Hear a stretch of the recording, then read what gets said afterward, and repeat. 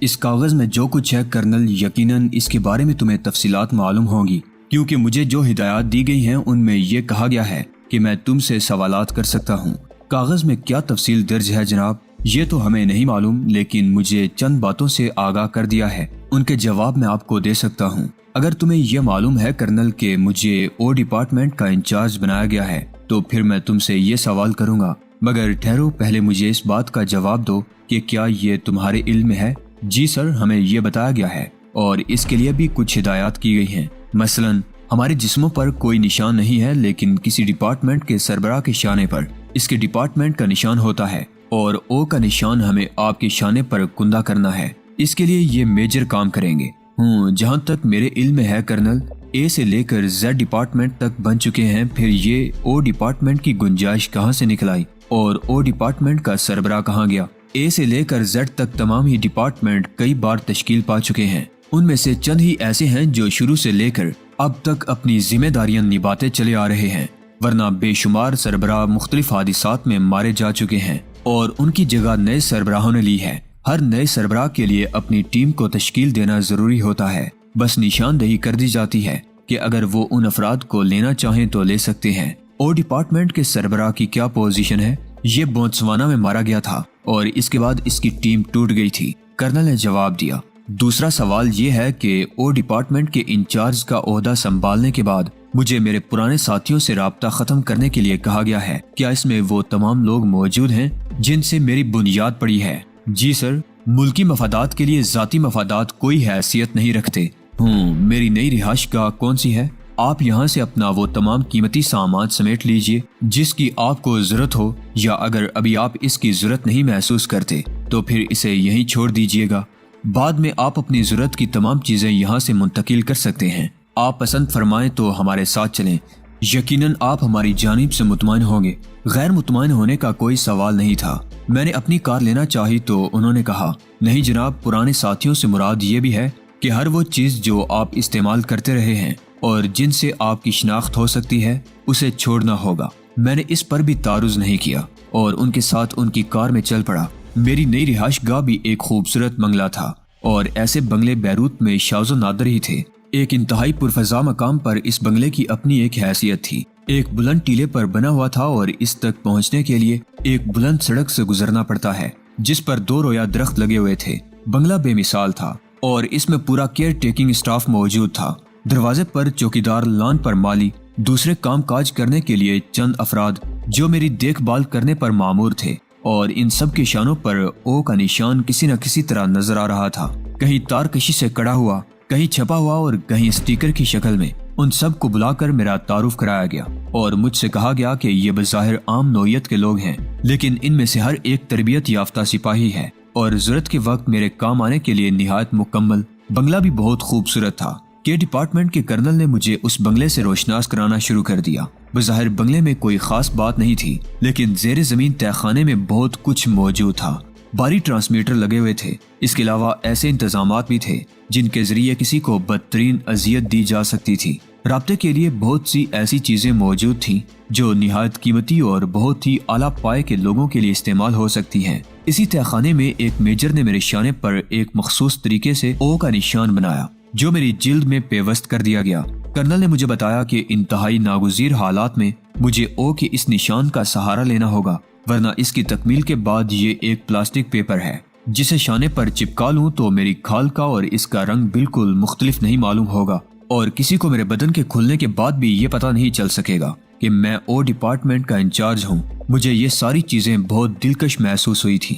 باہر طور ان میں میری اپنی خواہشات بھی چھپی ہوئی تھی، لیکن مسئلہ وہی تھا، یہودی ذہنیت سے اگر ایک ایک لمحے ہوشیار نہ رہا جائے تو کوئی بھی لمحہ مشکل اور مصیبت کا لمحہ ہو سکتا ہے۔ یہ ہوشیاری ہی مجھے مشکلات سے بچا سکتی تھی۔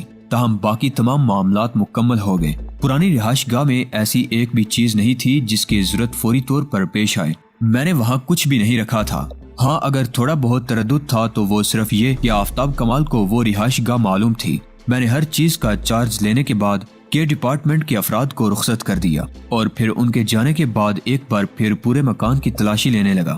اس بار میری تلاشی کا انداز مختلف تھا۔ میں یہ جاننا چاہتا تھا کہ اسرائیلی دانشمندوں نے اس عمارت کے کون کون سے حصے میں ایسے آلات نصب کیے ہیں جن سے میری مصروفیات دوسری جگہوں تک پہنچ سکیں، اور اس کے لیے ان لوگوں ہی نے معقول بندوبست کر دیا تھا۔ تہ خانے میں مجھے جن تمام اشیاء سے روشناس کرایا گیا تھا ان میں ایک ایسا منی چک بھی تھا جس سے الیکٹرانک آلات اور ہر قسم کی ایسی چیزوں کا پتہ لگایا جا سکتا تھا جو جاسوسی کے لیے استعمال ہوتی ہوں۔ ممکن ہے اس وقت یہ خیال ان کے ذہن میں نہیں آیا ہو کہ میں خود ان کے ہتھیار سے انہیں مارنے کی کوشش کروں گا اور منی چیک سے عمارت کا جائزہ لوں گا۔ بہرحال میں نے انتہائی باریک بینی سے اپنے کام کا آغاز کیا۔ چھت، دیواریں، غسل خانے، کچن، اندر کی ایک ایک راہداری اور اس کے بعد بیرونی حصہ، لان پر لگے ہوئے گملے، درخت، غرض وہ ساری ہی چیزیں منی چیک کے ذریعے دیکھ ڈالی، لیکن جہاں سے میرے لیے جاسوسی کی جا سکتی تھی۔ منی چیک سے اس کے بعد ٹیلی فون لائن کا جائزہ لیا، لیکن ٹیلی فون لائن بھی کہیں سے ٹریس نہیں کی گئی تھی۔ اس کا مقصد ہے کہ اسرائیلی حکام نے اس بار بڑی فراخ دلی سے کام لیا ہے اور میری ناک میں کوئی کیل نہیں ڈالی ہے۔ یہ ان کے اعتماد کا اظہار تھا۔ بہرحال اس سے زیادہ چھان بین کی بھی نہیں جا سکتی تھی۔ اس کی جگہ واپس پہنچا دیا گیا اور اس کے بعد راوی ایش لکھتا تھا، رات کو تقریباً 4 بجے میں نے ٹیلی فون پر آفتاب کمال کو مخاطب کیا۔ یہ حیرت کی بات تھی کہ آفتاب کمال نے میری کال ریسیو نہیں کی تھی۔ میں نے اس کے بارے میں پوچھا تو رضوانہ کی آواز سنائی دی، جی ہاں نیچے موجود ہیں، بلا لوں؟ تم لوگ جاگ کیوں رہے ہو؟ او نہیں جناب، اصل میں جوئے خانے کا سٹاپ اسی وقت ہوتا ہے اور پھر اس کے بعد ہم لوگ سوتے ہیں۔ دوسرے دن شام تک کی فرصت ہوتی ہے کیونکہ 5 بجے کے بعد ہم اپنی دکان پر جا بیٹھتے ہیں۔ آفتاب کمال نے البتہ ٹیلی فون پر آ کر حیرت سے پوچھا تھا، چیف خیریت تو ہے؟ اس وقت فون کرنا بے مقصد نہیں ہوگا۔ جواب میں نے اسے ساری تفصیل اور اس عمارت کا جائے وقوع بتا دیا۔ آفتاب کمال نے کہا، یہ آپ نے بہت اچھا کیا چیف، در حقیقت ان دنوں آپ کے بارے میں ذرا کمی معلومات رکھ رہا ہوں اور اس کی بنیادی وجہ یہ ہے کہ خود آپ ان لوگوں کے لیے بڑی شخصیت رکھتے ہیں۔ اگر ذرا بھی کچے پن کا اظہار ہو گیا اور میرے آدمی ان کی نگاہوں میں آ گئے تو میرا کام آسانی سے نہیں جاری رہ سکے گا۔ آپ کو علم ہے چیف کہ بیروت میں اسرائیلیوں اور فلسطینیوں کے درمیان زبردست رساکشی ہے اور دونوں طرف سے بھرپور کارروائیاں ہوتی ہیں۔ ہاں میں سمجھتا ہوں، بہرطور فی الحال سب ٹھیک ٹھاک ہے۔ کوئی عام بات ہوئی تو تمہیں اطلاع دوں گا۔ نئے مکان میں نئی شکل اختیار کر لی۔ روہن فلیچر ان کے صاحب زدگان اور صاحب زادیوں سے اب کوئی لگاؤ نہیں رہا تھا۔ مجھے کیا پڑی تھی کہ ان سے ملنے کی کوشش کرتا۔ کئی دن اسی طرح گزر گئے اور پھر ایک دن ہائی کمان کی جانب سے ایک ذمہ داری سونپ دی گئی۔ کوئی اہم کام میرے سپرد کیا جانا تھا اور اس کے لیے مجھے جزیرہ آربون جا کر اپنے آدمیوں کا سلیکشن کرنا تھا۔ جزیرہ آربون کا جائے وقوع مجھے بتا دیا گیا۔ وہاں تک مجھے لے جانے کے لیے بیروت کے ایک سرکاری شعبے سے ہیلی کاپٹر کا بندوبست کر دیا گیا۔ فی الحال مجھے تنہائی جانا تھا۔ آربون میں مجھے اپنے ان آدمیوں سے ملاقات کرنی تھی جنہیں عارضی طور پر ڈپارٹمنٹ او کے حوالے کیا گیا تھا، اور اب یہ ان کی کارکردگی تھی کہ میں انہیں مستقل طور پر اپنے لیے منتخب کر لوں۔ میں نے مختصر معلومات حاصل کی اور پھر روانگی کے لیے تیار ہو گیا۔ رات کے وقت مجھے اس جگہ پہنچنا تھا جہاں سے میری جزیرہ آربون روانگی تھی۔ آربون کے بارے میں کوئی خاص معلومات حاصل نہیں تھی، لیکن جو لوگ مجھے وہاں لے جانے والے تھے وہی اس سلسلے میں میرے رہنما بھی تھے۔ مطلوبہ جگہ 2 آدمیوں نے مہذب انداز میں میرا استقبال کیا اور مجھے اپنی شناخت کے نشان پیش کر دیے۔ ہیلی کاپٹر سامنے موجود تھا۔ ان میں سے ایک نے پائلٹ سیٹ سنبھال لی، دوسرا مجھ سے اجازت لے کر میرے پاس بیٹھ گیا۔ ہیلی کاپٹر کے فضا میں پرواز کرنے کے بعد میں نے اس سے آربون کے بارے میں تفصیلات معلوم کی تو اس نے کہا، ہمیں مشرقی جانب تقریباً 20 منٹ تک سفر کرنا ہے۔ آربون میں او پوائنٹ ہمارے لیے مخصوص ہے، وہاں آپ کے ساتھی آپ کا استقبال کریں گے۔ اس سے زیادہ معلومات میرے پاس نہیں ہیں۔ میں خاموش ہو گیا۔ بہرحال غیر مطمئن نہیں تھا۔ تھوڑی سی صورتحال معلوم کرنے کے بعد میں اپنے کام کا آغاز کر سکتا تھا اور یہ بھی دیکھنا تھا کہ کام کی نوعیت کیا ہے۔ آفتاب کمال کی اگر اشد ضرورت پیش آئی تبھی اسے استعمال کرنے کی کوشش کروں گا، ورنہ بہرحال مجھے آدمی مل رہے ہیں۔ 22 منٹ تک کا سفر طے ہو گیا۔ جزیرے کی روشنیاں نظر آ رہی تھی، بہت زیادہ پھیلاؤ نہیں تھا اس کا۔ پائلٹ ہی جانتا تھا کہ او ایریا کون سا ہے۔ نیچے سے شاید اشارے موصول ہوئے تھے اور ہیلی کاپٹر کی رہنمائی کی جا رہی تھی۔ کچھ دیر کے بعد وہ زمین سے جا لگا۔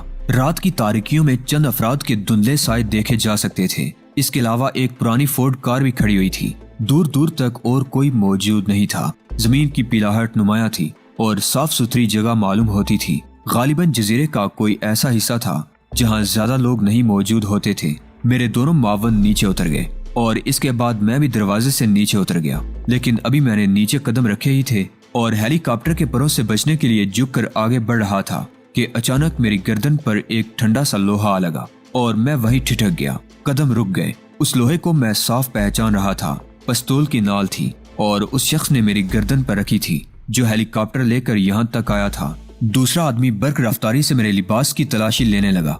बगली होल्स्टर से रिवॉल्वर निकाल लिया गया और जेब से वो कलम तराश भी जो बेजरत था, लेकिन असल में इसमें बहुत कुछ था। मैं एक लम्हे के लिए शिशदा रह गया। मेरे जबड़े बिछ गए और मसल्स उभर आए, ताहम मैंने कोई जुम्बश नहीं की। इसके बाद पस्तौल वाले ने मुझे आगे बढ़ने का इशारा किया। जो चंद अफराद हयूलों की शक्ल में नजर आ रहे थे वो भी आगे बढ़कर हमारे करीब पहुंच गए। उनकी तादाद 4 थी। हेलीकॉप्टर का पायलट और दूसरा शख्स मुझे उनके करीब ले गया। उनमें से एक ने कहा, गैर मुसल्लह है? जी सर, ये इसका पिस्तौल और ये एक छोटा सा हथियार, बाकी सब ठीक है, पायलट ने जवाब दिया। मेरे सामने खड़े हुए लोगों में से एक ने जेब से टार्च निकाली और मेरे चेहरे पर रोशनी डालने लगा।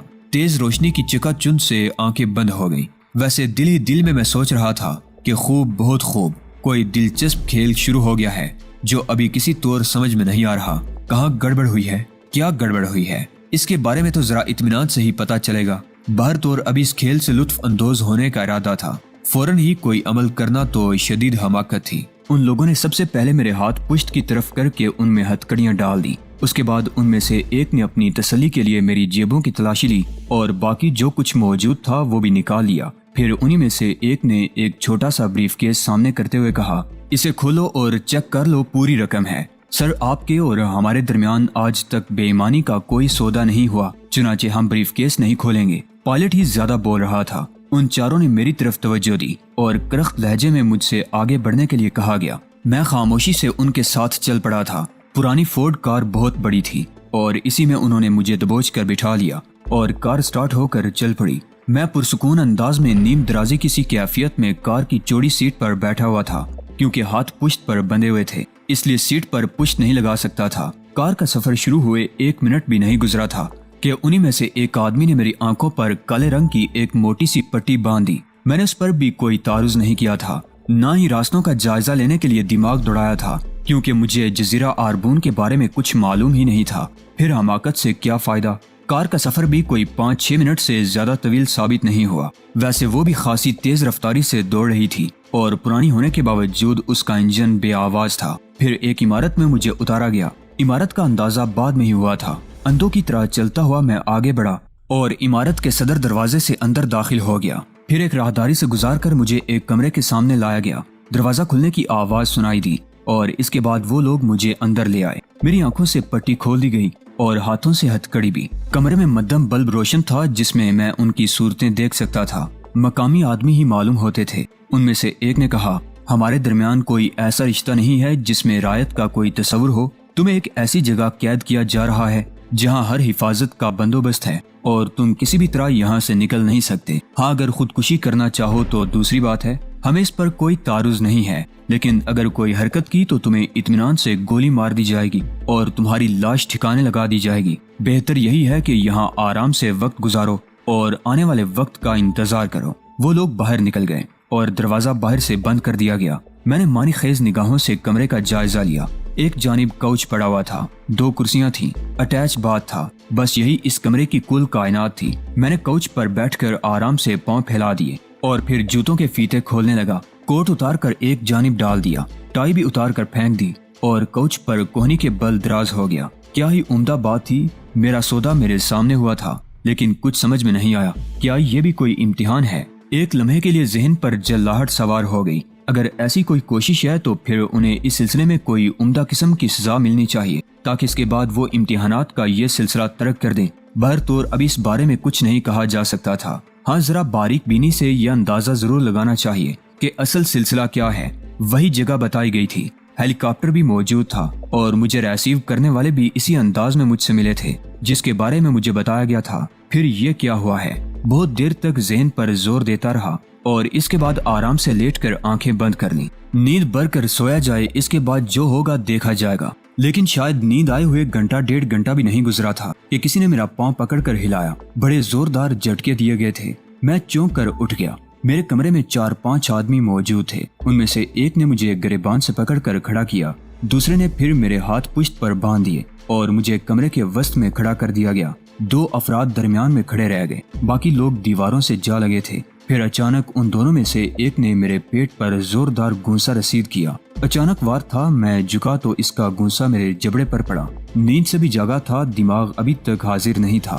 لڑکھڑا کر پیچھے گرنے لگا تو دوسرے آدمی نے مجھے عقب سے سنبھال لیا اور پھر اس کی زوردار لات میری کمر پر پڑی۔ ایک بار پھر جھونک میں آگے بڑھا تو پہلے والے آدمی نے سنبھال لیا اور چٹاخ کی آواز کے ساتھ ایک تھپڑ میرے داہنے رخسار پر پڑا۔ پیچھے سے اس شخص نے میرے بال پکڑ لیے جس نے عقب سے میری کمر پر لات ماری تھی، اور سامنے والا مسلسل میرے گال پر تھپڑ مارنے لگا۔ میں در حقیقت زچ ہو گیا تھا۔ وہ لوگ خاموشی سے میری مرمت کر رہے تھے اور ہاتھ بندھے ہونے کی وجہ سے میں کوئی مداخلت بھی نہیں کر سکا تھا۔ ذرا سی ہی دیر میں انہوں نے میری اچھی خاصی درگت بنا ڈالی۔ لاتیں، گونسے، تھپڑ، بال نوچنا، یہ تمام چیزیں اس رات کے انعام کے طور پر مجھے دی گئی تھی۔ صحیح قسم کی پٹائی ہو گئی، میرے ہونٹ پھٹ گئے، خون بہنے لگا، ایک دو جگہ اچھی خاصی چوٹیں لگی تھیں۔ پھر وہ اطمینان سے مجھے اسی طرح زمین پر پڑا چھوڑ کر کمرے سے باہر نکل گئے۔ دماغ سنسنا رہا تھا، چوٹیں دکھ رہی تھیں، لیکن اس کے ساتھ ساتھ ہی سوچنے کا سلسلہ منقطع نہیں ہوا تھا۔ اگر یہ واقعی کوئی تجرباتی مرحلہ ہے تو پھر ہر تھپڑ اور ہر لات کے جواب میں دو چار افراد کو مرنا پڑے گا۔ پھر دماغ نے یہ بھی کہا کہ اگر تجربے ہی کی بات ہے تو جتنا بڑا عہدہ مجھے دیا گیا ہے، اس کے بعد تجرباتی طور پر بھی میرے ساتھ یہ طرز عمل نہیں ہونا چاہیے تھا۔ بات کچھ اور ہی ہے۔ بقیہ رات بالکل نیند نہیں آئی تھی اور سوچوں میں ڈوبا رہا تھا۔ البتہ اپنی جگہ سے اٹھ کر کوچ میں لیٹنے میں مجھے کوئی خاص دقت نہیں ہوئی تھی۔ صبح ہو گئی اور ابھی پوری طرح دن بھی نہیں نکلا تھا کہ ایک بار پھر میرے کمرے کا دروازہ کھلا اور کچھ آدمی اندر گھس آئے۔ بڑی بے دردی کا سلوک کر رہے تھے وہ میرے ساتھ۔ بالوں سے پکڑ کر مجھے اٹھایا گیا اور باہر کی جانب دھکیل دیا گیا۔ میں خاموشی سے ان کے ساتھ چل پڑا تھا۔ دن کی روشنی میں اس عمارت کو دیکھنے کا موقع ملا۔ بوسیدہ قسم کی کوئی قدیم عمارت تھی، بس اس سے زیادہ اس کے بارے میں اور کچھ نہیں کہہ سکتا تھا۔ مجھے عمارت کے مختلف حصوں سے گزر کر ایک ایسی جگہ لایا گیا جہاں 6-7 سیڑھیاں نیچے چلی گئی تھیں اور زمین کے نیچے ایک وسیع و عریض کمرہ بنا ہوا تھا۔ یہاں بھی کئی آدمی موجود تھے، میز بھی پڑی ہوئی تھی، کرسیاں بھی تھیں۔ میز کے پیچھے پڑی ہوئی کرسیوں پر 3 افراد بیٹھے ہوئے تھے، باقی لوگ ادھر ادھر اپنے مشاغل میں مصروف تھے۔ مجھے قریب لا کر میز کے سامنے چھوڑ دیا گیا۔ ان تینوں میں سے درمیان والے شخص نے کہا، بیٹھو۔ میں خاموشی سے دیکھتا رہا تو اس نے غرائے ہوئے لہجے میں کہا، بیٹھو۔ ہاتھ نہیں کھولو گے میرے؟ نہیں۔ ٹھیک ہے، کہو کیا کہنا چاہتے ہو؟ کیا نام ہے تمہارا؟ بیکار پوچھنا، نہیں بتاؤں گا۔ جہنم میں جاؤ، یہ بتاؤ X3F کیا ہے؟ ینیزن کا ریلوے اسٹیشن، میں نے جواب دیا۔ کیا؟ وہ تجسس سے آگے جھکایا اور میں ہنس پڑا۔ میں X3F کے بارے میں کچھ نہیں جانتا میرے دوست، میں نے نرم لہجے میں کہا۔ لیکن ابھی تم نے کسی ریلوے اسٹیشن کا نام لیا تھا، تم اس کے بارے میں کچھ نہیں جان پاؤ گے۔ کیوں؟ چھوڑو ان باتوں کو، میں تمہیں X3F کے بارے میں بتا رہا ہوں۔ میرے علم میں ایسی کوئی بات نہیں ہے۔ ہاں، اگر تم مجھے یہ بتاؤ کہ تم کون لوگ ہو اور میرے بارے میں تمہارا کیا خیال ہے تو شاید میں آگے کچھ سوچ سکوں۔ تمہارا کیا خیال ہے؟ چالاکی اور ذہانت صرف تمہاری ملکیت ہے؟ تم ہماری قید میں آ کر بھی ہمیں بیوقوف بنا سکتے ہو؟ نہیں، میرا ایسا کوئی خیال نہیں ہے اور نہ میں ایسی کوئی کوشش کر رہا ہوں، لیکن بس یہ جاننا چاہتا ہوں کہ X3F کا کیا چکر ہے اور تم لوگ مجھے کسی غلط فہمی کی بنیاد پر پکڑ کر یہاں لے آئے ہو۔ غلط فہمی؟ تینوں میں سے ایک ہنس پڑا۔ درمیان والے شخص نے پھر کہا، عموماً ایسا ہی کہا جاتا ہے۔ رات کو تمہیں صرف ایک ٹچ دیا گیا تھا اور اس کے بعد سوچنے کا موقع۔ ہمارے لیے تمہاری زندگی کوئی حیثیت نہیں رکھتی۔ اگر X3F کے بارے میں کچھ معلوم نہ بھی ہو سکا تب بھی کم از کم تمہیں قتل کر کے ہمیں خوشی ہوگی، تب پھر میں تمہاری خوشی میں برابر کا شریک ہوں۔ میں نے جواب دیا، گویا تم کسی شریفانہ تعاون کے لیے تیار نہیں ہو۔ اگر شرافت استعمال کرنے کا کوئی موقع ہے تو تم مجھے پیچھے نہیں پاؤ گے دوست، میں نے جواب دیا۔ یہ شخص بہت چرب زبانی سے کام لے رہا ہے، میرا خیال ہے وہ اسی کے گروپ کے لوگ ہیں۔ تب پھر اسے ان کی موت کا منظر دکھا دو، بہتر رہے گا تاکہ یہ اپنے بارے میں فیصلہ کر لے کہ اس کا کیا حشر ہونے والا ہے۔ اوکے، دوسرے آدمی نے کہا اور پھر مجھے اس کمرے سے نکال لیا گیا۔ آنکھوں پر پٹی دوبارہ باندھ دی گئی اور اس کے بعد گاڑی میں سفر بھی کرایا گیا تھا۔ پھر ہم جس جگہ اترے اسے بھی بآسانی آرگون کا کوئی ساحل کہا جا سکتا تھا۔ کافی دور سمندر ٹھاٹھے مار رہا تھا۔ جس جگہ ہم لوگ موجود تھے وہاں درختوں کا جنگل جیسا نظر آ رہا تھا، لیکن زمین چٹیل تھی اور اس میں جگہ جگہ چٹانیں ابری ہوئی تھیں۔ یہاں اور بھی چند افراد موجود تھے، 4 آدمی اور تھے جو یقینی طور پر اسرائیلی تھے، انہیں بھی باندھ کر یہاں لایا گیا تھا۔ ایک تصور میرے ذہن میں ابھرا، ہو سکتا ہے یہ فلسطینی ہوں اور میرے بارے میں یہ خیال ہونے کہ میں بھی بہرحال اسرائیلی محکمہ خفیہ کا ایک نمائندہ ہوں۔ میں اس نظریے سے ان کا جائزہ لینے لگا، لیکن اپنے آپ کو ان پر آشکار کر دینے کا مطلب یہ تھا کہ سارے کیے درے پر پانی پھیر دوں۔ حالات کا جائزہ لیتا ہوں، بات بالکل ہی آخری نوعیت تک آ گئی تو جان بچانے کی کوشش کروں گا اور دیکھوں گا کہ اس سلسلے میں کیسے گلو خلاصی ہوتی ہے۔ ان 4 آدمیوں کو قریب سے دیکھا، سہمے ہوئے نظر آ رہے تھے۔ مجھے ساتھ لانے والوں میں سے ایک نے کہا، تمہارا وفادار۔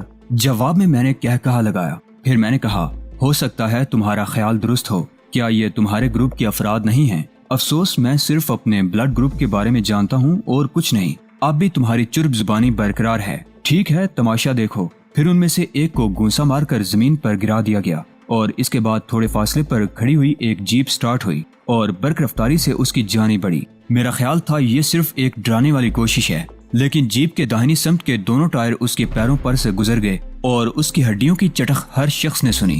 وہ تڑپنے لگا تھا اور اس کے بعد شاید مر گیا تھا۔ باقی 3 افراد تھر تھر کانپ رہے تھے۔ ان تینوں کو میرے سامنے لایا گیا اور چوڑے شانوں والے ایک شخص نے کہا، کیا یہ تمہارا گروپ انچارج ہے؟ تینوں نے میری صورت دیکھی لیکن سچ بولے بغیر نہیں رہ سکے۔ انہوں نے نفی میں گردن ہلا دی تھی۔ چوڑے شانوں والے شخص نے کہا، ہمیں اس سے کوئی دلچسپی نہیں ہے کہ یہ تمہارا گروپ انچارج ہے یا نہیں، ہمیں صرف X3F کے بارے میں معلومات چاہیے۔ آپ یقین کیجئے مسٹر، ہم اس کے بارے میں کچھ نہیں جانتے۔ تمہارا تعلق موساد سے ہے؟ چوڑے شانوں والے شخص نے ان تینوں کو گورتے ہوئے سوال کیا اور وہ خشک ہونٹوں پر زبان پھیرنے لگے۔ تمہارا تعلق موساد سے ہے؟ چوڑے شانوں والے شخص نے غرائے ہوئے لہجے میں کہا، جی مسٹر، مگر نہ تو ہم اس شخص کے بارے میں کچھ جانتے ہیں اور نہ X3F کے بارے میں۔ جب یہ لوگ کچھ جانتے ہی نہیں ہیں تو ان کی زندگی بے مقصد ہے۔ انہیں زندہ رکھنے کا کوئی فائدہ نہیں ہے۔ انہیں گولی مار کر ان کی لاشیں سمندر میں پھینک دو۔ چوڑے شانے والے شخص نے بے رحمی سے کہا اور چند افراد نے آگے بڑھ کر ان لوگوں کو اپنی تحویل میں لے لیا، پھر انہیں وہاں سے ہٹا لے گئے۔ اس دوران میں محسوس کرتا رہا تھا کہ وہ لوگ میرے چہرے کا جائزہ لیتے رہے ہیں، غالباً یہ اندازہ لگانے کی کوشش کر رہے تھے کہ اپنے ساتھیوں کی ہلاکت پر میرے اندر کیا رد عمل پیدا ہوا۔ لیکن احمقوں کو یہ معلوم نہیں تھا کہ میرے اندر کھولتا ہوا آتش فشاں کسی بھی یہودی کی موت کا خواہاں ہے، وہ جنہوں نے میرے ہم مذہب انسانوں پر عرصہ حیات تنگ کر دیا تھا، وہ جو میرے ملک کے دشمن نمبر 1 تھے اور ساری دنیا میں میرے ملک کے خلاف عمل کرنے میں پیش تھے۔ مجھے بھلا ان لوگوں سے کیا دلچسپی ہو سکتی ہے؟ چنانچہ یقینی طور پر وہ میرے اندر کوئی بھی تبدیلی تلاش کرنے میں ناکام رہے اور ایک بار پھر مجھے وہاں سے واپس لایا گیا۔ چوڑے شانوں والا شخص جو کسی نمایاں حیثیت کا حامل معلوم ہوتا تھا میرے ساتھ ہی آیا تھا اور اس کے بعد مجھے ایک دوسرے کمرے میں لایا گیا۔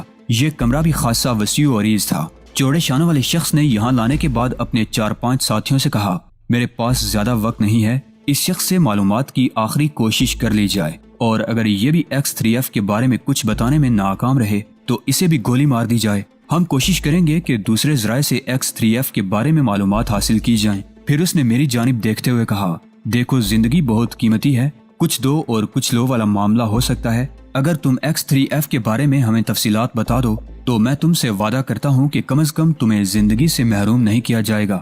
ہم تمہیں کچھ عرصہ اپنی قید میں رکھیں گے اور جب ہمارا کام مکمل ہو جائے گا تو ہم تمہیں آزادی دے دیں گے۔ تمہیں اس بات کا بھی علم ہے کہ ہمارا تعلق تمہاری نسل سے نہیں ہے۔ ہم لوگ جو وعدے کرتے ہیں اس کے لیے ہر طرح کا نقصان اٹھانے کے لیے تیار رہتے ہیں، لیکن وعدے کی تکمیل کرتے ہیں۔ میرے محترم دوست، میں نے تم سے غلط نہیں کہا، مجھے X3F نامی کسی چیز کے بارے میں کچھ معلوم نہیں ہے۔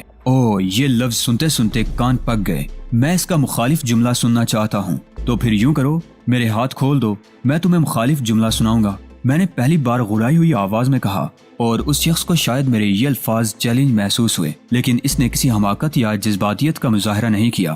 اپنے آدمیوں کو حکم دیا، مارو، اس کا لباس اس کے جسم سے جدا کر دو اور اس کے بعد اسے اس قدر مارو کہ یہ ہٹ درمی بھول جائے۔ مار تو تم مجھے چکے ہو، اچھا خاصا میرا حلیہ بگاڑ دیا ہے، لیکن یہ دوسری بات جو تم نے کہی ہے تمہارے حق میں نہیں جاتی۔ کیا مطلب؟ اگر یہ لوگ میرا لباس میرے جسم سے اتارنے کی کوشش کریں گے تو مجھے ان کی یہ حرکت پسند نہیں آئے گی، اور جب کسی کی کوئی حرکت مجھے پسند نہیں آتی تو پھر اسے نقصان پہنچتا ہے۔ اس نقصان سے بچو، کھیل بہت طویل ہو گیا، اب میں یہاں سے جانا چاہتا ہوں۔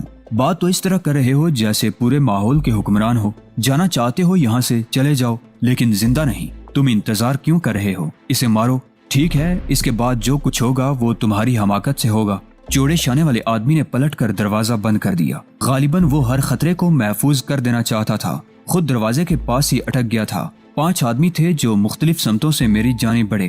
انداز ایسا ہی تھا جیسے مجھے ادمرا کر کے بعد میں گولی مار دینا چاہتے ہوں۔ لیکن اب یہ اتنا آسان تو نہیں تھا۔ نہیں سمجھ رہے تھے وہ لوگ تو ٹھیک ہے، ان کی مرضی۔ میں مستعد ہو گیا۔ ہاتھ پیچھے بندھے تھے لیکن پاؤں آزاد تھے۔ انہوں نے اس سمت توجہ نہیں دی تھی۔ جیسے ہی ان میں سے ایک میری رینج میں آیا، میں نے اپنی جگہ سے تھوڑا سا اچھل کر جوتے کی ٹھوکر اس کے پیٹ پر رسید کر دی، اور اس کے بعد پیٹ کی تکلیف تو خیر اس شخص نے برداشت کر لی ہوگی، لیکن دوسرے کے منہ پر کچھ زیادہ ہی سخت ٹھوکر پڑ گئی تھی۔ اس کے حلق سے ایک کریہا چیخ نکلی اور وہ دیوار سے جا ٹکرایا۔ اب مجھے کھل کر جنگ کرنے کا موقع مل گیا تھا، چنانچہ میں نے اپنی جگہ سے جمپ کی اور تیسرے آدمی کو تاکا۔ اس نے زمین پر لیٹ کر اپنے آپ کو بچایا، لیکن اب اسے کیا کرتا کہ میرے دونوں پاؤں اس کے شانے پر ٹکے، اور اس کے بعد میں اچھلا تو عقب سے مجھ پر حملہ کرنے والے دونوں آدمی اس سے الجھ کر اسی کے اوپر جا گرے۔ میں نے دلچسپ کھیل کا آغاز کر دیا تھا اور چوڑے شانوں والا آدمی پھٹی پھٹی آنکھوں سے مجھے دیکھ رہا تھا۔ پھر اچانک اسے ہوش آیا اور اس نے پھرتی سے اپنا پستول نکال لیا، لیکن اس نے غلطی کی۔ میں کیا کرتا، میں نے اس پر بھی نظر رکھی تھی۔ وہ اس طاق میں تھا کہ میں اسے صاف ستھرا مل جاؤں تو وہ مجھے گولی کا نشانہ بنا دے، لیکن میں نے اسے لاپرواہی اختیار کرتے ہوئے اپنے حریف کو لپیٹ میں رکھا، اور پھر ایک حریف کو زور سے دھکیل کر میں نے اچانک ہی ایک شخص پر چھلانگ لگا دی۔ میرے پاؤں کی ضرب اس کی کلائی پر پڑی اور پستول اس کے ہاتھ سے نکل کر دور جا گرا۔ میں نے فوراً ہی پلٹ کر اپنی لات اس کی پسلیوں پر رسید کی اور پھر ان دونوں سے بچنے کے لیے اپنی جگہ سے ہٹ گیا جنہوں نے مجھ پر چھلانگیں لگائی تھیں۔ یہ بڑا مشکل مرحلہ تھا اور اس سے ان لوگوں کو زیادہ نقصانات اٹھانا پڑے تھے، چنانچہ وہ دونوں چوڑے شانوں والے پر جا پڑے، لیکن ایک زخمی شخص نے گرے ہوئے پستول پر جپٹا مارنے کی کوشش کی اور میری چھلانگ مجھے اس تک لے گئی۔ اس کی کلائی کی ہڈی کے ٹوٹنے کی آواز میں نے بھی سنی تھی۔ میرے اپنے ہاتھ بھی بندھے ہوئے تھے، اس لیے پستول میرے لیے بیکار تھا، لیکن میں نے ایک ٹھوکر مار کر پستول ان کی رینج سے دور پھینک دیا اور ادھر کی پوزیشن اختیار کر لی تاکہ وہ لوگ پستول تک پہنچنے کی کوشش نہ کریں۔ سب کے سب مشکلوں کا شکار تھے اور خاصے زخمی ہو چکے تھے۔ میں نے ایک لمحے میں فیصلہ کیا کہ اب مجھے ان کی مزید مرمت کر کے یہاں سے نکل جانا چاہیے، اور اس فیصلے کے تحت میں اپنی جگہ سے آگے بڑھا۔ اس بار میرے حملے زیادہ خطرناک تھے۔ وہ لوگ اپنے جیسی ہر ممکن کوشش کر رہے تھے، لیکن میری خوش قسمتی کے کامیاب نہیں ہو رہے تھے۔ ذرا سی دیر میں نے انہیں دن کر رکھ دیا۔ چوڑے شانے والے نے پلٹ کر بھاگنے کی کوشش کی، لیکن میں عقب سے چھلانگ لگا کر اس تک پہنچ گیا اور میں نے سب سے زوردار ٹکر اس کی گدی پر رسید کی۔ وہ پوری قوت سے دیوار سے ٹکرایا اور اس کے بعد نیچے آ پڑا۔ میں دروازے پر جم گیا تھا اور اب ان لوگوں کو دیکھ رہا تھا۔ پھر میں نے ان سے کہا، سنو، ابھی تک میں نے تم پر ایک بھی ایسا حملہ نہیں کیا جس سے تمہاری جان جانے کا خطرہ ہو، لیکن اب میں مجبور ہوں، اور اگر اس کے بعد تم نے کوئی جنبش کی تو میری ایک ٹھوکر اس کی گردن کی ہڈی توڑ دے گی۔ میں اب کوئی وار نہیں کروں گا۔ سب ایک جگہ جمع ہو جاؤ اور تم اپنی جگہ سے اٹھو اور میرے ہاتھ کھولو۔ میں نے چوڑے شانے والے سے کہا، بکواس مت کرو، اس نے غرائے ہوئے لہجے میں کہا، اور میں نے ایک بار پھر اس کی دنائی شروع کر دی۔ سب سے زیادہ میں نے اسی شخص کو مارا، اور جب وہ زمین پر لیٹ کر گہری گہری سانسیں لینے لگا تو میں نے اسے کہا، چلو میرے ہاتھ کھولو اور سنو، میں اس پوزیشن میں ہوں کہ اگر تم نے عقب سے کوئی غلط حرکت کرنے کی کوشش کی تو مجبوراً مجھے ایک ایسا عمل کرنا پڑے گا جس سے تم زندگی بھر کے لیے اذیت کا شکار ہو جاؤ گے۔ پتہ نہیں میرا لہجہ ایسا تھا یا پھر وہ سخت خوفزدہ ہو گیا تھا۔ اس نے میرے ہاتھ کھول دیے